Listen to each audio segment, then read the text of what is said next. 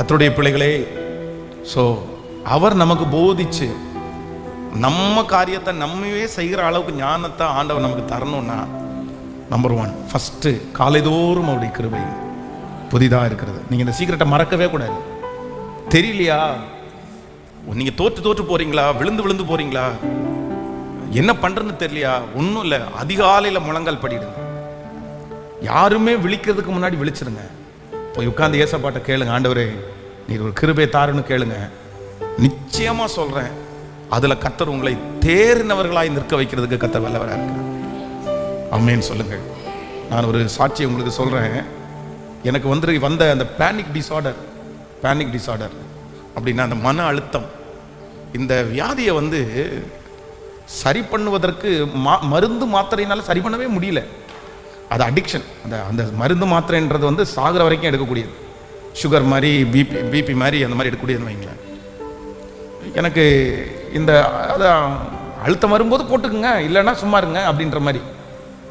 ஆனால் உண்மையிலே இந்த மன அழுத்தத்துக்குள்ளே போயிட்டு, இந்த மன அழுத்தத்தில் எக்ஸ்ட்ரீமில் போயிட்டு டேப்லெட்டுக்கு 2 வருஷம் அடிமையானதுக்கு அப்புறம் வெளியே வர்றதுன்றது ஒரு மிகப்பெரிய சவால். அதுக்கப்புறம் எத்தனையோ மன அழுத்தத்தில் இருக்கிறோம் நான் பார்த்துருக்குறேன், கவுன்சிலிங் கொடுத்துருக்குறேன். ஆனால் 2-3 இயர்ஸ் கண்டினியூவாக டேப்லெட்டை சாப்பிட்டாங்கன்னா திரும்பி அகைன் வர்றது ஆண்டவர் தான் அதை செய்யணும். அப்போ தான் என்னன்னா ஒரு டெத்து பார்த்துட்டோன்னு வைங்களேன், ஒரு மரணம் பார்த்துட்டோன்னு வைங்களேன், உடனே திரும்ப அகைன் அதே மாதிரி ஆகும்.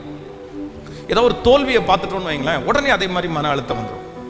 அது சரியாயிடுச்சு அப்படின்னு சொன்னாலும் அந்த மாதிரி சூழ்நிலைகள் மாறும்போது ஒரு பிரச்சனை வருமா, அந்த மாதிரி திரும்பி அகைன் எனக்கு ஸ்டார்ட் ஆகும்.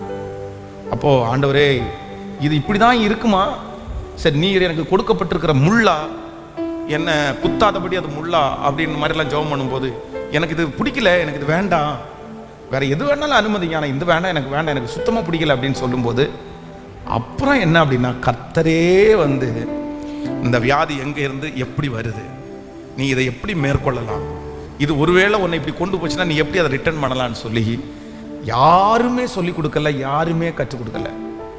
கர்த்தரே ஆண்டவரே எனக்குள்ள என்ன பண்ணிட்டாருன்னா அதை கற்றுக் கொடுத்தார். அதுக்கு முன்னாடி அடக்காராதனை ஒருத்தரை நடத்த முடியாது, ஒரு மரண வீட்டுக்கு போக முடியாது, ஒரு ஆக்சிடென்ட்டை கண்ணில் பார்க்க முடியாது, ஒரு ரத்தத்தை கண்ணில் பார்க்க முடியாது. ஆனால் அவர் அந்த கிருபையை வச்சதுக்கு பிற்பாடு எனக்கு இந்த பிரச்சனை அது என்னை சேதப்படுத்தாதபடி ஆண்டவர் அவ்வளோ ஞானமாய் நடத்துகிறார். அதனால் நான் நம்புகிறேன், இன்றைக்கு நீங்கள் வெளியே வர முடியாத சில சூழ்நிலைகளை உங்களுக்குள்ள டிஃபால்ட்டாக அந்த பலவீனம் இருக்கலாம், உங்கள் அம்மாக்குள்ளே இருக்கலாம், உங்கள் அப்பாவுக்குள்ளே இருக்கலாம், உங்கள் குடும்பத்துக்குள்ளே இருக்கலாம். ஆனால் நான் நம்புகிறேன், நீங்கள் மட்டும் அதிலிருந்து ரொம்ப அழகாக அதை தப்பிச்சு கொள்ளக்கூடிய கிருபையை ஆண்டவர் அதிகாலை ஜெபத்தில் உங்களுக்காக கர்த்தர் வைத்திருக்கிறார். காலைதோறும் அவருடைய கிருபை.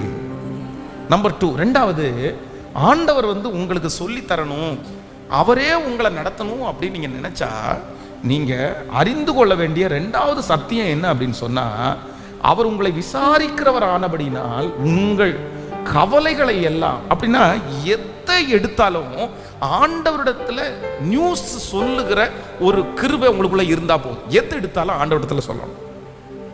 என்ன நடந்தாலும் தாவீதுனுடைய வாழ்க்கையில பார்க்கும்போது என்ன நடந்தாலும் என்ன பண்றாருன்னா சொல்றாரு, ஆண்டவரிடத்துல சொல்றாரு, ஆண்டவரே என்ன பண்றது, என்ன செய்வது, அதான் இப்பொழுது நான் கொடிய இடுக்கண்ணில் அகப்பட்டிருக்கிறேன், இப்பொழுது கர்த்தருடைய கரத்தில் விழுவேனாக, மனுஷ கையில விழாதிருப்பேனாக, அவருடைய இரக்கங்கள் மகா பெரியது. உடனே அந்த இவன் நீ எடுத்துக்கப்பா அப்படின்னு கொடுக்குற டிசைன் கூட இல்ல, ஆண்டவரே நீங்க எனக்கு கொடுங்க, ஆண்டவரே நீங்க எனக்கு சொல்லித்தாங்க, ஆண்டவரே. யார் ஒரு தேவனுடைய பிள்ளை தன்னுடைய வாழ்க்கையில் இருக்கிற A to Z எல்லா காரியத்தையும் கர்த்தருக்கு தெரியப்படுத்துகிறார்களோ, எல்லாவற்றையும் கூடிய ஜபத்தினாலும் வேண்டுதலினாலும் தேவனுக்கு சொல்லுங்களேன், தேவனுக்கு தெரியப்படுத்துங்கள். எல்லாத்தையும் ஆண்டவருக்கு சொல்லணுமா? ஆனா நம்ம எல்லாருக்கும் எல்லாத்தையும் மனுஷனுக்கு சொல்லி பழக்கமாகி போச்சு. நம்ம கையில் ஒரு ஃபோன் கொடுத்துருக்காங்கல்ல, அதனால டப்புன்னு ஏதாவது நடந்துச்சுன்னா உடனே ஃபோன் பண்ணி யாருக்காவது ஒருத்தருக்கு சொல்றது நமக்கு வழக்கமாயிடுச்சு. இல்லைன்னா இப்போ எல்லாம் தேடுறது வழக்கமாயிடுச்சு. கூகுள்னு ஒன்று வந்துச்சோ இல்லையோ, உடனே எது நடந்தாலும் உடனே கூகுளில் போய் தேடுறது, இதுக்கு என்ன சொல்றாங்க, இதுக்கு என்ன சொல்றாங்க அப்படின்னு. எலி பூந்தா என்ன பண்றது, எலி வெளியே போகணும்னா என்ன பண்றது, இதெல்லாம் தேடுறவங்க. ஐயோ, சிலரெல்லாம் இந்த கூகுளில் சர்ச் பண்றதெல்லாம் காமெடியா இருக்குது. எல்லாத்துக்கும் அதில் யாராவது ஒருத்தர் 4 விதமாக பேசுவாங்க, அதை 4 விதம் கேட்டுக்கிட்டு அந்த மாதிரி நடக்கலாம் அப்படின்னு நினைக்கிறாங்க. இல்லை, எல்லாத்தையும் யாருக்கு தெரியப்படுத்தணும்னா கர்த்தருக்கு தெரியப்படுத்தணும்.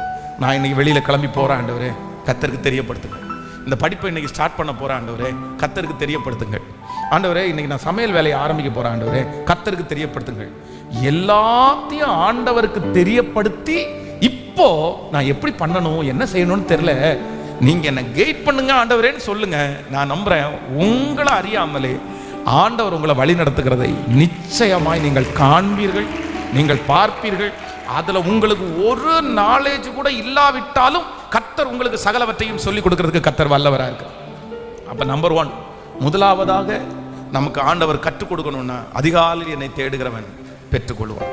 நம்பர் 2, ரெண்டாவது ஆண்டவர் உங்களுக்கு எல்லாவற்றையும் கற்றுக் கொடுக்கணும்னா எல்லாவற்றையும் அவருக்கு என்ன படுத்துங்கள் அப்படின்னா, நீங்கள் நெகேமியாவின் புஸ்தகத்தினுடைய ஃபர்ஸ்ட் அதிகாரத்திலிருந்து வாசிங்கன்னா எல்லாத்தையும் ராஜாவுக்கு சொல்றதுக்கு முன்னாடியே யாருக்கு சொல்லிடுறாரு, ஆண்டவருக்கு சொல்லிடுறாரு. ஆண்டவரே இந்த மாதிரி போகணும், எனக்கு தயவு கிடைக்க பண்ணுங்க, எனக்கு செய்யுங்க, எனக்கு சொல்லுங்க.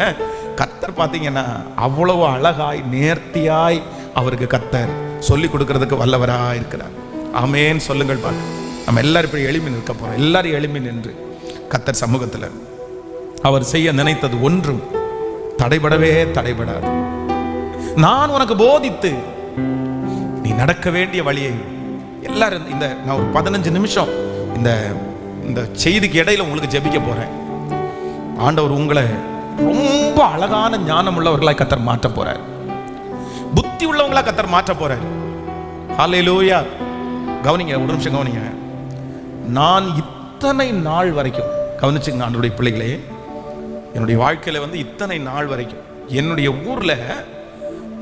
ஊர்ல நான் இருந்த நாட்களில், நாங்கள் இருந்த கிராமத்தில் அன்னைக்கு இருந்ததுல ரொம்ப ஹீரோயிசம் யார் அப்படின்னா விஜயகாந்த். இறந்து போனார்ல நடிகர் விஜயகாந்த். இந்த நடிகர் விஜயகாந்துக்குன்னு எங்களுடைய ஊர்ல ஒரு மிகப்பெரிய ஃபேன்ஸ் ஃபாலோவர்ஸ் இருக்காங்க. அப்போ ஆகஸ்ட் 15 இந்த வருஷம் தான். நீங்க பாத்தீங்கன்னா கிட்டத்தட்ட நான் பிறக்கும்போது 20 வருஷம் ஆண்டு விழா. ஆகஸ்ட் 15 அன்னைக்கு ராத்திரி 6 மணிக்கு ஆரம்பிச்சிருவாங்க கச்சேரி. இதே மாதிரி ஒரு மேடையை போட்டு டான்ஸ் பண்ணி அதுல விஜயகாந்த் பாடின ஏதாவது பாட்டுக்கு டான்ஸ் ஆடிட்டோம்னா ஆளாளுக்கு பணத்தை குத்தி வச்சுட்டு போயிடுவாங்க. எங்க ஊர்ல இது ஒரு பெரிய பழக்கம். 10 ரூபாய் நோட் எடுத்து ஒரு பெண் எடுத்து அப்படி குத்திட்டு போயிடுவாங்க, அதோட ஆடுவாங்க. அப்படி ஒரு ரசிகர்கள் கூட்டம் நிறைய பேர். எங்க அண்ணன் விஜயகாந்துக்கு ரசிகர், மூத்த அண்ணன் விஜயகாந்துக்கு ரசிகர். மூத்த அண்ணன் பாத்தீங்கன்னா டேப் ரெக்கார்டு வாங்கி வச்சிருக்காரு, அத்தனை சிடிஸ், அத்தனை கேசட் அடுக்கி வச்சிருப்பான் பாட்டு கேட்கறது. ஆனா இன்று வரைக்கும் சொல்கிறேன், ஒரு நாள் ஆகிலும் ஒரு சினிமாக்காரங்களுடைய போஸ்டர் கூட என் கையில நான் எடுத்துட்டு வந்ததும் இல்லை, என் வீட்டில் ஒட்டுனதும் இல்லை, ஒரு நாள் கூட. ஆனா எங்க வீட்டில் பாத்தீங்கன்னா எங்க அண்ணன் ஒரு ரூம் தனியா ரூம், அந்த ரூம்ல ஃபுல்லா விஜயகாந்த் போட்டோ ஒட்டி வச்சிருப்பான். ஆமா, நிறைய அவன் அப்படி நிக்கிறது இப்படி நிக்கிறது எல்லாம் நிறைய பேர் பாத்தீங்க அப்படின்னா இந்த மாதிரி நடிகர்கள் அந்த மாதிரி ஆட்களுடைய, ஏன்னா அவங்க அவ்வளோ. ஆனா அந்த காலத்திலேயே ஆண்டவர் நான் ஆண்டவருக்கு ரொம்ப நன்றி செலுத்துகிறேன். அந்த மாதிரி இன்னைக்கு பார்த்தீங்கன்னா இது ஃபுட்பால் விளையாடுறாங்களா, அதில் ஒருத்தரை பிடிச்சிக்கிறது, கிரிக்கெட் விளையாடுறாங்களா, அதில் ஒருத்தரை பிடிச்சிக்கிறது. அப்பா இந்த பசங்க பண்ணுகிற அட்டகாசம் பார்த்தீங்கன்னா யாரையோ ஒருத்தரை பிடிச்சி, அது கூட பரவாயில்ல. இந்த பொம்பளை பிள்ளைங்க அதுங்க யாராவது ஒருத்தரை பிடிச்சா, ஒரு ஹீரோ பிடிச்சிச்சுன்னா உடனே இதில் ஒட்டி வைக்கிறது, அது தெரியாம தான் அறியாம தான். அது ஒரு மனித வணக்கம் மாதிரி.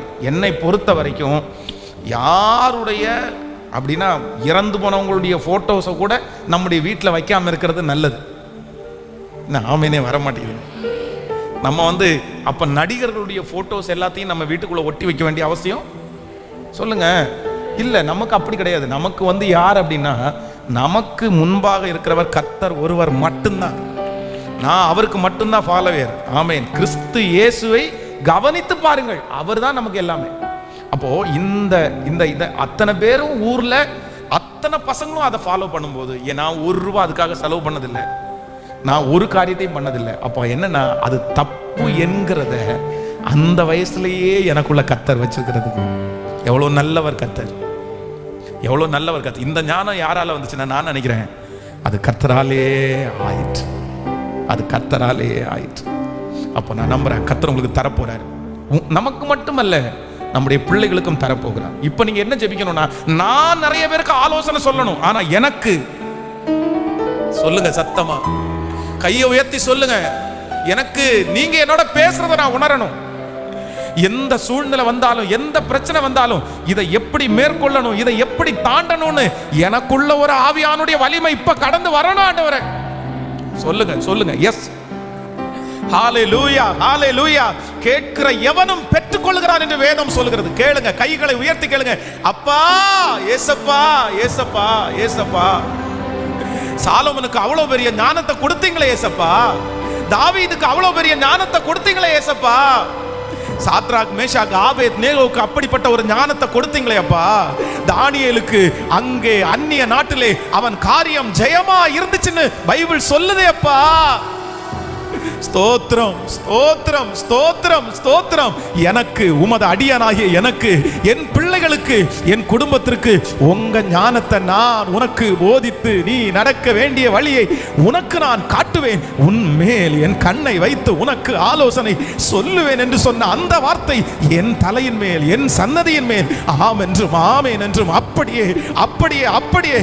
உங்க வருகை தாமதிச்சா என்ன பார்க்கிறவங்க நிறைய பேர் சொல்லணும், அவனுக்கு என்ன பிரச்சனை வந்தாலும் அவன் சமாளிச்சிருவான், அவனோடு கூட இருக்கிறவர் பெரியவர், அவனுக்கு ரொம்ப அழகான ஞானம் இருக்குது, அவனுக்கு நல்ல ஞானம் இருக்குது, அவன் எங்க போனாலும் தாண்டி வந்துருவான்னு சொல்ற அளவிற்கு வல்லமை வல்லமை வல்லமை. ஜெபிக்க ஜெபிக்க அந்த மகிமை உங்கள் மேல் இருக்கட்டும். வல்லமை வல்லமை வல்லமை வல்லமை வல்லமை வல்லமை. ஸ்தோத்திரம் ஸ்தோத்திரம் ஸ்தோத்திரம் ஸ்தோத்திரம். அந்த மகிமை எங்கள் தலையின் மேல் வைப்பீராக ராஜா, அந்த மகிமை எங்கள் தலையின் மேல வைப்பீராக ராஜா. இப்பொழுது எங்களை ஆளுகை செய்யும் ஆண்டவரே, இப்பொழுது ஆளுகை செய்யும் ஆண்டவரே, இப்பொழுது ஆளுகை செய்யும் ஆண்டவரே, இப்பொழுது ஆளுகை செய்யும் அப்பா. செய்யும் செய்யும் செய்யும், இப்பொழுது ஆளுகை செய்யும்.